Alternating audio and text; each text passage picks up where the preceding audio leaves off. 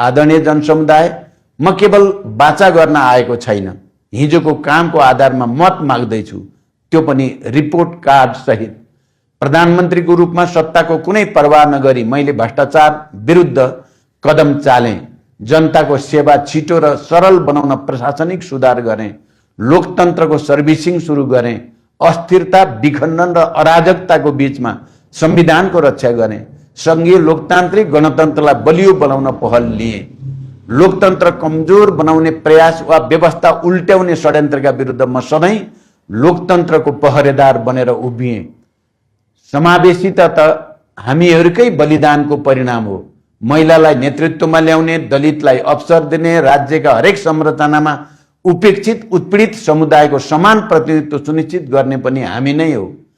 अनि राजनीतिक सङ्कटमा कुनै शक्ति केन्द्रतर्फ ढल्किने होइन, राष्ट्रिय हितलाई केन्द्रमा राखेर स्वाभिमानी र सन्तुलित सम्बन्ध विस्तार गर्ने पनि हामी नै हो। त्यसैले म आज नयाँ कुरा भन्न आएको छैन, हिजो जे गरेको छु त्यसलाई अझ सशक्त र परिणाममुखी बनाउन मत माग्न आएको छु र यो भन्न आएको छु कि हिजो क्रान्तिको इतिहास लेख्ने हातहरू आज समृद्धिको अध्याय लेख्न तयार छन्।